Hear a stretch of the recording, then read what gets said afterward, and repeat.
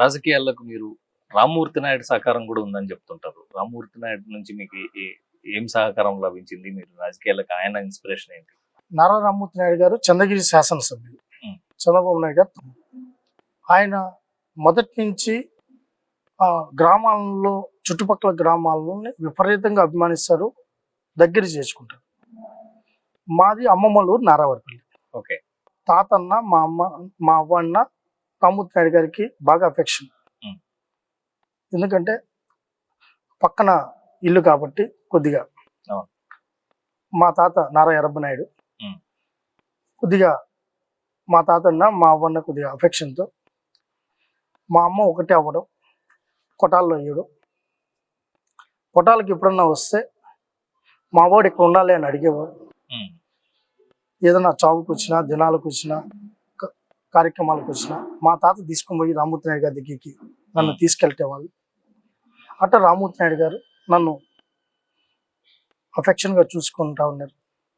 దాని తర్వాత నేను తిరుపతిలోకి కళాశాలలోకి ఎంటర్ అయిన తర్వాత, ఈ టీఎన్ఎస్ఎఫ్లో చేరిన తర్వాత రామ్మూర్తి నాయుడు గారి దగ్గరికి ఎక్కువగా వెళ్ళేవాళ్ళం. రామ్మూర్తి నాయుడు గారి దగ్గరికి వెళ్ళిన తర్వాత ఆయన కూడా బిడ్డలాగా నన్ను ప్రోత్సహించారు.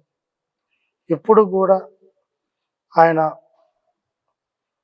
నన్ను ఫ్లైట్ ఎక్కించింది ఆయనే. ఓకే. పెద్ద ఆయన దగ్గర తీసుకెళ్ళి పరిచయం చేసింది ఆయనే. నాకు రాజకీయాల్లో నన్ను కేసులు అయినా, నాకు ఇబ్బంది అయినా, ఏదైనా కూడా ఆయన నాకు కొండంత అండగా ఉన్నారు. నన్ను జిల్లా అధ్యక్షుడు చేయడానికి సాయశక్తులారా ప్రయత్నించిన ఇదే రామ్మూర్తి నాయుడు గారు. రామ్మూర్తి నాయుడు గారు వాస్తవం చెప్పాలంటే నన్ను బాగా అమితంగా నన్ను ప్రోత్సహించిన వ్యక్తిలో రామ్మూర్తి నాయుడు గారు. ఆయన రుణం నేనైతే తీర్చుకోలేను. ఎప్పుడు ఆయన ఒక మాట చెప్పేవాడు, మా వాడనే అభిమానంతో నన్ను తీసుకెళ్ళేది. అందుకే నేను ఎప్పుడు కూడా రామ్మూర్తి నాయుడు గారు ఎప్పుడు నా జీవితాంతం గుర్తుపెట్టుకోవాల్సిన వ్యక్తిలో ఆయన ఒకరు. రామ్మూర్తి నాయుడు గారు ఓకే. చంద్రబాబు నాయుడు గారి గురించి చెప్పారు. లోకేష్ గారి గురించి చెప్పండి. లోకేష్ గారు యువగలంలో మీరు మేజర్ పాత్ర పోషించారు. యువగలం వాలంటీర్లు మొత్తాన్ని మీరే కోఆర్డినేట్ చేశారు. యువగలంలో ఆల్మోస్ట్ మీరు స్టార్టింగ్ టు ఎండింగ్ వరకు ఉన్నారు. లోకేష్ గారి గురించి చెప్పండి. లోకేష్ గారు ఎలా ఉంటారు మీతోటి? పోనీ మీరు ఇప్పుడు యువగలంలో తిరుగుతున్నప్పుడు మీరు ప్రతిపక్షంలో ఉన్నారు, ఎట్లాంటి ఇబ్బందులు ఎదుర్కొన్నారు? నేను ఒక్కటైతే చెప్తాను, ఇది ఎవరు ఒప్పుకున్నా ఒప్పుకోపోయినా. నేను చిన్నప్పుడు చాలా మంది లీడర్ల దగ్గర నేను వినింది, ఎన్టీ రామారావు గారు ఒక ఎమోషన్ పర్సన్. నమ్మితే ఏమైనా చేస్తాడు, ఎంతకైనా పోరాడతాడు, తెగిస్తాడు. ఓటమి గెలుపు ఆయనకి లెక్కలేదు. ఇది ఎన్టీ రామారావు గారికి ఉన్న పేరు. అది నేను నారా లోకేష్ గారిలో దగ్గర నుంచి చూసాను. ఒక ఎమోషన్ పర్సన్. కార్యకర్తలను ఆయన ప్రేమించినట్టు ఎవరు చంద్రబాబు నాయుడు గారు ఒక టైప్, ఎన్టీ రామారావు గారు. కానీ ఎన్టీ రామారావు గారు చంద్రబాబు నాయుడు గారు కలిపితే లోకేష్ బాబు గారు. కార్యకర్తలను ప్రేమిస్తాడు, నమ్మిన వాళ్ళ కోసం ఎవరితోనైనా పోరాటం చేస్తాడు. ఇది నేను ఆయన దగ్గర నుంచి చూసింది. ఎవరైతే కష్టపడతారో, ఎవరైతే పార్టీ కోసం రాజీ పడకుండా పోరాటం చేస్తారో, ఎవరైతే నిబద్ధతో ఉంటారో వాళ్ళని సొంత తమ్ముళ్ళలాగా చూసుకుంటాడు. అవసరమైతే రాముడు అవుతాడు, అవసరమైతే ఆంజనేయ స్వామి కూడా అవుతాడు.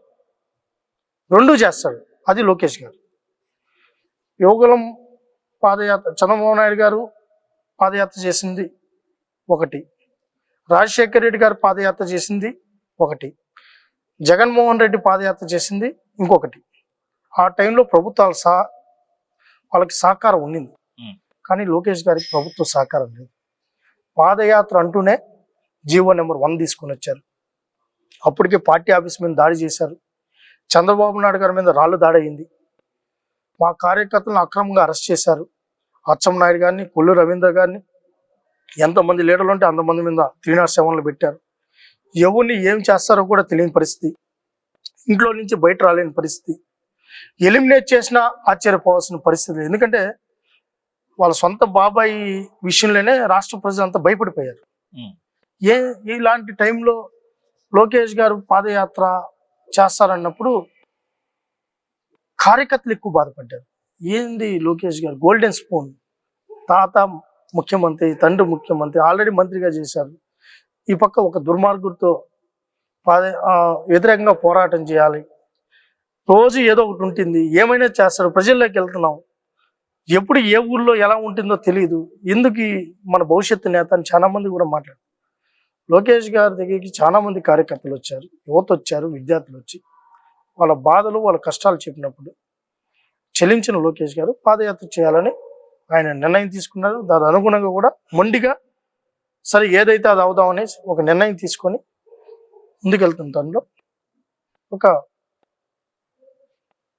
రాజేష్ అన్న గారు మమ్మల్ని పిలిపించడం, లోకేష్ గారు చెప్పడం, మనం పాదయాత్రకి వెళ్తున్నాం, మీరందరూ సిద్ధంగా ఉందని చెప్పడం, దాంట్లో నువ్వు కూడా ఒక పాత్ర పోషించాలని చెప్పడం, నీ భాగం నీకు ఇచ్చే ఏదైతే ఉన్నాయో ఆ దాంట్లో నువ్వు ది బెస్ట్గా చెయ్యి, నువ్వు చేయాల్సింది నువ్వు చేయని చెప్పారు. వాలంటీర్ల కోఆర్డినేటర్గా ఆ ఎంటైర్ సిస్టమ్ని ఆ వ్యవస్థ అంటే వాలంటీర్ అంటే ఒక కాదు, రో పార్టీ కావచ్చు, బస్ కాడ కావచ్చు, నైట్ హాల్ట్స్ కావచ్చు, ఫుడ్ కార్డ్ కావచ్చు, లంచ్ హాల్ట్ కావచ్చు, తర్వాత ఇవన్నీ సెల్ఫీ పాయింట్ కావచ్చు, మీటింగ్ పాయింట్స్ కావచ్చు, వాటర్ కావచ్చు, ఇవన్నీ ఒక వ్యవస్థ కింద తీసుకుని వచ్చి ఇక్కడ ఎవ్వరు కూడా నిస్వార్థంగా రూపాయి ఆశించకుండా ఎవరైతే వాళ్ళు కొంతమంది వాలంటీర్ లాగా తీసుకొని 120 మంది, ఆ 120 మందితో ఎంతమంది ఎక్కడెక్కడ ఉండాలని చెప్పి ఒక టీమ్స్ బిల్డ్ చేసుకొని లోకేష్ గారు డైరెక్షన్లో, రాజేష్ అన్న గారి డైరెక్షన్లో ఒక నిర్దిష్టంగా మేము ముందుకెళ్ళాం. ఆ టైంలో చాలా ఇబ్బందులు వచ్చాయి. కుప్పంలో మొదలుపెట్టిన పాదయాత్ర వీకోట్లో అడ్డుకున్నారు, బైక్ లాగేశారు, స్టూల్ లాగారు, బంగారుపాలెంలో లిటరల్గా మమ్మల్ని కుట్టారు, లాఠీ చార్జ్ చేశారు, దెబ్బలు తగినాయి, 307 కట్టారు. ఆ నుంచి వస్తానే సతివేల్లో దాడి జరిగింది, కాళస్సులో అడ్డుకున్నారు, తిరుపతిలో లిటరల్గా నన్ను అర్ధరాత్రి హలో లోకేష్ కార్యక్రమం దిగ్విజయంగా ముగించడంతో దాదాపు 4,000 మందితో పెట్టాల్సిన మీటింగు 10,000 మంది యువత వచ్చారు. ఆ రోజు రాత్రి 12:30 కాడ నన్ను బాక్సర్తో చెప్పులు లేకుండానే అర్ధరాత్రి నా భార్య ముందర, నా బిడ్డల ముందరనే నన్ను నిర్దాక్షిణ్యంగా లాక్కెళ్ళి సీసీ కెమెరాలు లేని ఒక స్టేషన్లో పెడితే లోకేష్ గారు రవినాయుడిని వదలకపోతే నేను పోలీస్ స్టేషన్ మీద పాదయాత్ర చేయాల్సి వస్తుందని చెప్తే విధి లేని పరిస్థితుల్లో మళ్ళా నన్ను స్టేషన్ కేసులు కట్టేసి కోర్టుకి బెయిల్ తీసుకోమని చెప్పి పంపించి అక్కడ బెయిల్ తీసుకుని రావడం. తర్వాత పొంగనూరులో అడ్డుకున్నారు. లోకేష్ గారిని ఎంత ఇబ్బంది పెట్టాలో మమ్మల్ని వాలంటీర్లుగా మమ్మల్ని ఒక పక్క ఇబ్బంది పెడుతున్నారు. లోకేష్ గారికి రోజు నోటీసులు తీసుకుని వచ్చి మీరు ఈ తప్పు చేశారు, మీరు మైక్ బట్టి ఉండకూడదు, జీవో నెంబర్ 1 ఉంది, మీరు రోడ్డు ఎక్కువ ఉండకూడదు, మీరు రోడ్డుకి ఈ పక్కే నడవాలి, అసలు ఇట్లా మీకు పర్మిషన్ లేదు, మీకు ఎవరు ఇచ్చారు పర్మిషను, ఎవరు నైట్ హాల్ట్ ఇచ్చారు, భూమి ఇచ్చిన వాళ్ళ మీదకి రాత్రిలో దాడి, వాళ్ళ మీదకి ఇంటి మీదకి పోవడం. ఈరోజు ఇక్కడ నైట్ హాల్ట్ అని మేము ఫిక్స్ అయితే ఆ నైట్ హాల్ట్ని ఎవరైతే ఇస్తారో, భూమి ఇస్తారో మా మీద అభిమానంతో వాళ్ళ ఇంటికి పోయి మీరు ఎట్టిస్తారని వాళ్ళని బెదిరించడం, వాళ్ళ కొంతమంది ఉద్యోగాలు కూడా పీకేశారు వాళ్ళ ఇళ్ళ వాళ్ళని. ఎన్ని ఇబ్బందులు పెట్టాలో అన్ని అరాచకాలు చేశారు. తగ్గల లోకేష్ గారు మొండి, నేను చెప్పాను కదా, తాత వారసత్వం, తాత తండ్రి కలిస్తే లోకేష్ గారు మొండితనం, ఏదైనా వెనకడిగేసే తత్వం కాదు. మైక్ లాక్కుంటే నచ్చాడు, స్టూల్ లాక్కుంటే నచ్చారు, జాతీయ జెండా పట్టుకుని లాగితే నచ్చారు, రాజ్యాంగాన్ని ధిక్కరించారు, అన్నీ చేశారు. ఆయన తగ్గల.